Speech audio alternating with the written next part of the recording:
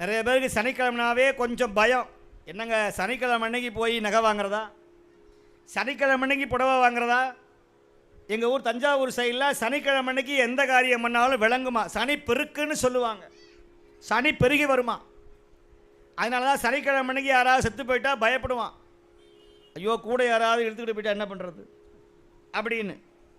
சனி போனால் துணை போகாது. அந்த மாதிரி சனிக்கிழமை அன்னைக்கு வரக்கூடிய பிரதோஷம் மிக மிக சிறப்பு வாய்ந்தது. சுவாமி எத்தனை மணிக்கு நஞ்சு உண்டாராம்? இந்த 4:30 மணியிலிருந்து 6 மணிக்குள்ள நஞ்சை உண்டாராம். மாலை வேளை சோலை ஓரம் கைலாய மலையில் இந்த நஞ்சை கொண்டு வந்தவர் யார் தெரியுமா? சுந்தரர் பெருமான். ஆலகால விஷத்தை கொண்டு வந்ததுனால அவருக்கு பேர் ஆலால சுந்தரர். அட்டாள சுந்தரம், ஆலால சுந்தரம்னு சுவாமிக்கே பேர். சுந்தரர்னா அழகு, ஆலகால விஷம், ஆழ ஆழம், 2 ஆழம். ஏற்கனவே கடல்லிருந்து வந்த விஷம், வாசுகி பாம்பிலிருந்து வந்த விஷம், 2 விஷமும் சேர்ந்ததா, அதனால அதுக்கு ஆழ ஆழம்னு பேர். ஆழ ஆழ ஆளாள, ஆழம்னா விஷம்.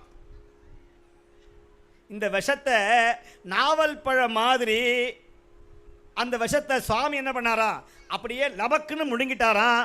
அம்பாள் பார்த்தாங்க, ஐயோ சுவாமி வயிற்றுக்குள்ளே போனால் தானே பிரச்சனை, எம்ஜிஆர் மாதிரி குண்டை இங்கே வச்சுக்கிட்டா பரவாயில்லையே அப்படின்னு அம்பாள் பார்த்தாங்க. நேராக போய் சுவாமியுடைய தொண்டையை போய் கப்புன்னு பிடிச்சி விட்டாங்க. அதனால தான் மனைவிமார்கள்லாம் சண்டை வந்ததுன்னா வீட்டுக்காரர் கழுத்தை பிடிக்கிறது அதுதான் காரணம் இல்லையா? இப்போ ஆம்பளைங்களும் பிடிக்கிறாங்க, பொம்பளைங்களும் பிடிக்க ஆரம்பிச்சுட்டாங்க. அம்பாள் பார்த்தா சுவாமியினுடைய தொண்டையை போய் லபக்குன்னு பிடிச்சா பாருங்க, அந்த விஷம் அங்கேயே நின்றது. சுவாமிக்கு ஒரு பேர் வந்தது, திருநீலகண்டம். நீலகண்டன், நீலகண்டன், நீலகண்டன் அப்படின்னு அவனுக்கு பேர் வந்தது. கண்டம்னா தொண்டை, நீலம்னா விஷம். அந்த விஷத்தை பருகிய இடம்தான் திருநீலக்குடின்னு ஒரு ஊர். அந்த சுவாமிக்கு மனோக்கியநாதர்னு பேர். அந்த சுவாமி விஷத்தை உண்டதுனால அந்த சுவாமியுடைய உடம்பு உஷ்ணமாக இருக்குமா. குடங்குடமாக நல்லெண்ணெய் அபிஷேகம் பண்ணினோம்னா அத்தனை எண்ணெயும் அந்த சிவலிங்கம் அப்படியே உறிஞ்சிக்கும், பஞ்சில் போட்ட எண்ணெய் மாதிரி உறிஞ்சிக்குமா. அவ்வளவு சிறப்பு வாய்ந்த ஆலயம் எது? திருநீலக்குடின்னு ஒரு ஊர். நஞ்சுண்டேஸ்வரர்னு மைசூரில் உண்டு.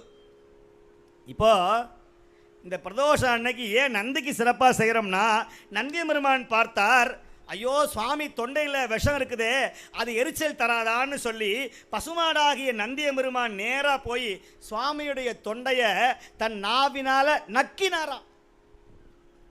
அதனால தான் எல்லா பசுமாடுக்கும் பாருங்க நாக்கு அந்த விஷம் பட்டு அந்த நாக்கு கருப்பாக மாறியது.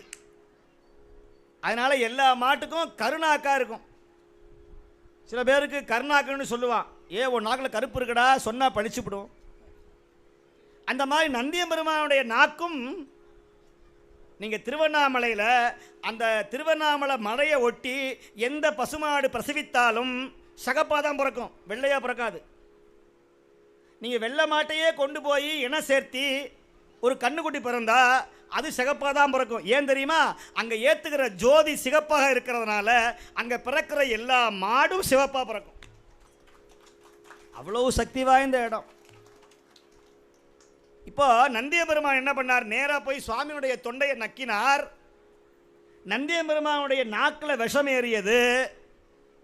இப்போ சுவாமி பார்த்தார், ஐயோ என் குழந்தையேன்னு சொல்லி விஷத்தை முறிக்கிற ஒரே மருந்து அருகம்புல்.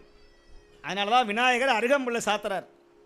அந்த அருகம்புல்லை நந்திய பெருமானுக்கு கழுத்தில் வச்சு விஷத்தை நீக்குகிற அந்த பச்சரிசி அரிசியை அவர் வாயில் தடவி எல்லாரும் அவரை அந்த கொம்புல இருந்து சுவாமியை பார்த்தா சகல தோஷமும் நீங்கும் என்பது பிரதோஷ வழிபாடு. நம்ம அதெல்லாம் புரிஞ்சுக்காம அந்த நந்தி இந்த நந்தி வெண்ணெய் நந்தி அப்படின்னு அவர் முன்னாடியே போய் அவர் பேரை நந்தி நந்தி நந்தின்னு சொல்லி சிவாச்சாரியார் அப்படி திரும்பின உடனே கொண்டு வந்த ரேஷன் அரிசியை சர்க்கரையை போட்டு வாயில் ஓங்கி அவர் வாயில் அப்படி அடித்து அவர் காதை பிடிச்சி கடித்து யார்ட்டையும் சொல்லிடாத அப்படின்னு சர்ச்சில் பாதிரியார் காதில் ஓதுற மாதிரி அவர் காதில் ஓதி, இதில் வேற அந்த காதை அடைச்சிக்கிறது. அவர் விட்டுருவாராம். விட்றது நீங்கள் தான், இந்த வழியாக விட்றது அந்த வழியாக விட்றது எல்லாம் நீங்கள் தான். ஒரு ரகசியம் சொன்னால் காப்பாற்றுறீங்களா? அன்னைக்கே பீஷ்மர் சாபம் விட்டார், பெண்களுக்கு ரகசியம் நிற்காது, சொல்லாத. பெண்கள்கிட்ட ரகசியம் சொல்லப்படாது, சொன்னோம்னா நிற்காது. நான் சொல்லலை, பீஷ்மர் சாபம் விட்டு விட்டார். பீஷ்மர் யாருக்காக சாபம் விட்டார்? குந்திக்காக சாபம் விட்டார். குந்தி சொல்லவே இல்லை என் பையன்தான் கர்ணன்னு. சொல்லியிருந்தால் இந்த பிரச்சனையே வந்திருக்காது. ஆனால் அப்போ சாபம் விட்டார், இனிமே எந்த பெண்களுக்கும் ரகசியம் தங்காது அப்படின்னு பீஷ்மர் சாபம் விட்டாராம். எதுக்கு சொல்ல வர்றேன் அப்படின்னா, நம்ம நந்தியுடைய காதை போய் பொத்துறதெல்லாம் அடுத்த விஷயம். சுவாமிகிட்ட திருமுறையை பாடி விண்ணப்பம் செய்யணும். எந்த பதிகம் பாடுறது? பிரதோஷம் அன்னைக்கு என்ன பதிகம் பாடுறது அப்படின்னா, திருவாவடுதுறையில் திருஞான சம்பந்த பெருமான் பாடிய மிக அற்புதமான பதிகம் இடரினும் தளரினும் என்ற பதிகம். இந்த பதிகம் பாடினா நிறைய காசு வரும் சார். நாங்கள் ஒரு நாளைக்கு 1000 தடவை பாடுறோம், ஒரு நயா பைசா வரல. வரும்பா, வரும், கொஞ்சம் பொறுமையாக இருக்கணும், நல்லா உருகி பாடணும். எங்கள் தருமபுரம் ஐயா அவர்கள் நகைச்சுவையாக சொல்லுவாங்க, அவர் 59 வயசில் தான் கல்யாணம் பண்ணார். முதல் கல்யாணமே அப்போ தான். 60வது கல்யாணமும் அப்போ தான், முதல் கல்யாணமும் அப்போ தான். அவர் நகைச்சுவையாக சொல்லுவார், நான் எல்லாருக்கும் கல்யாணம் ஆகணும்னு சடையா எருமாள் பதிகத்தை பாடிக்கிட்டே இருந்தேன், கடைசியில் எனக்கே கல்யாணம் ஆயிடுச்சு. ஏன்? அந்த பதிகத்தோட ஆற்றல். பதிகம் மிக சிறப்பு வாய்ந்தது. கோயிலில் போனால் பதிகம் பாடணும், பதிகம் பாடினா கேட்கணும். எங்களால் பாட முடியலையா? கேளுங்க, உட்காந்து இந்த மாதிரி உட்காந்து கேளுங்க. ஒரு கோயிலில் தேவாரம் திருவாசகம் பாடினா தான் அந்த கோயில் பெருசாக வரும், இல்லாட்டா வராது. இந்த மாதிரி குருநாதர்கள் வந்து சொற்பொழிவு பண்ணணும், பிரச்சாரம் செய்யணும். அப்படி செய்தால்தான் இந்த ஆலயத்தில் ராஜகோபுரம் வரும், இன்னும் அன்னதான மண்டபம் வரும், நிறைய அன்பர்கள் தங்குவதற்கான குடில்கள் வரும். இத்தனையும் நான் செய்யணும். நிச்சயமான காசு வரவு கிடைக்கும்.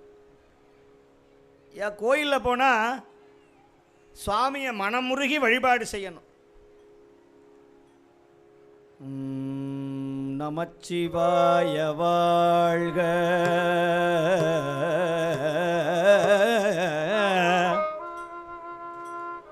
நாதன் தாழ் வாழ்க,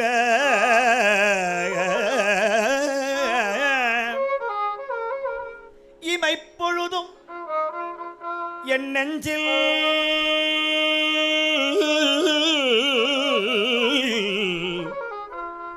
நீங்காதான், என் நெஞ்சில் நீங்காதான் தாழ்வாழ்க.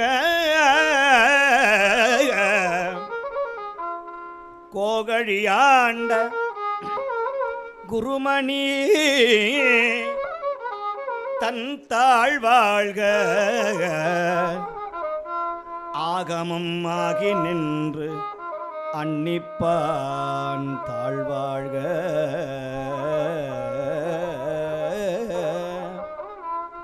ஏகன் அநேகன் இறைவன் அடிவாழ்க.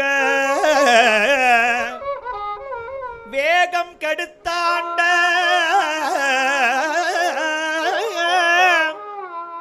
வேந்தல் அடி வெல்க.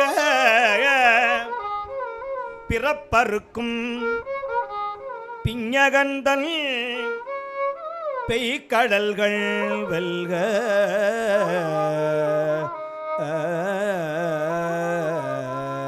புறத்தார்க்குச் சேயோன் தன் பூங்கழல்கள் வெல்க.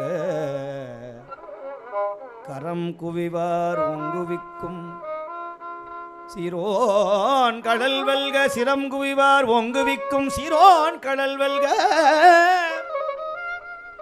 ஈசன் அடி போற்றி, ஈசன் அடி போற்றி, எந்தை அடி போற்றி, தேசல் அடி போற்றி, சிவன் சேவடி போற்றி, நேயத்தே நின்ற நிமலன் அடி போற்றி. மாய பிறப்பருக்கும் மன்னன் அடி போற்றி சீரார் பெருந்துரை நம் தேவன் அடி போற்றி ஆராத இன்பம் ஆராத இன்பம் அருளும் மலை போற்றி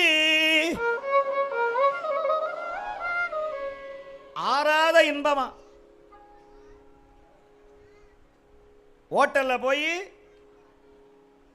ஆரியபவன் ஹோட்டலில் போய் மசால் தோசையை கொண்டு வான்னு சொன்னால் 2 மணி நேரத்துக்கு முன்னாடி போட்ட தோசையை கொண்டு வந்தால் என்னடா பேர் ஆரியபவன் ஆரி கொண்டு வந்திருக்கிறியாடா? எப்படி இருக்கணும் சாப்பாடு? சுட சுட பாருங்கள், அருமையான சமையல் பண்ணுறாங்க கோயில்லையே. எல்லாருக்கும் சுட சுட சாப்பாடு. எல்லாரும் தேவாரம் கேட்ட வாய் சும்மா வெறுவாயாக போகலாமா? அதனால் ஆரம்பிக்கும் போதே சுண்டல், கரம் சுண்டல் எல்லாத்துக்கும் நல்லா சுட சுட சுண்டலை கொடுத்துவிட்டு இப்போ அடுத்து சாப்பாடு. இப்போ மணிவாசகர் சொல்லுகிறார், சுவாமி எப்படி அனுக்கிரகம் பண்ணுவாராம்? ஆராத இன்பமாக அருள் செய்வாராம். நாளைக்கு வான்னு சொல்ல மாட்டாராம், பின்ன என்னாது இன்னைக்கே அருள் செய்வாராம். ஆராத இன்பம் சொல்லுங்க, சூடா வேணும்னா கேளுங்க. ஆராத இன்பம் சும்மா சாதாரண மண்ணாங்கட்டி கிடையாது, அது மலை. ஆராத இன்பம் அருளும் மலை போற்றி ஆராத இன்பம் அருளும் மலை போற்றி. அது இமயமலை, சும்மா அப்படி நோண்டுனா பள்ளம் கிடையாதுடா. அது ஆராத இன்பம் அருளும். இந்த அருள் கிடைக்கணும்னா சிவன் அவன் சிவன் அவன்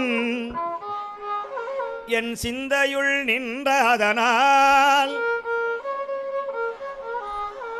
அவன் உள்ள வரணுமா? அவன் அருளாலே அவன் அருளாலே அவன் தாள் வணங்கி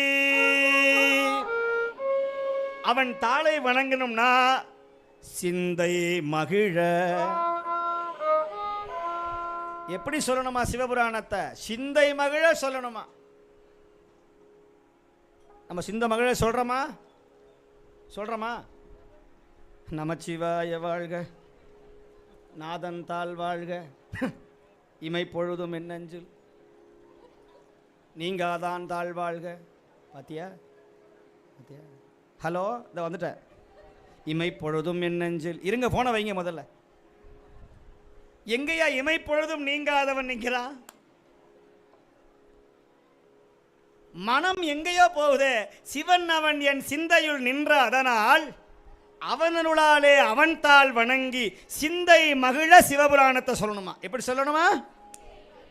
நல்லா சிரிச்சுக்கிட்டே சொல்லணும். எப்படி? சிரிங்க பார்க்கல எல்லாரும்.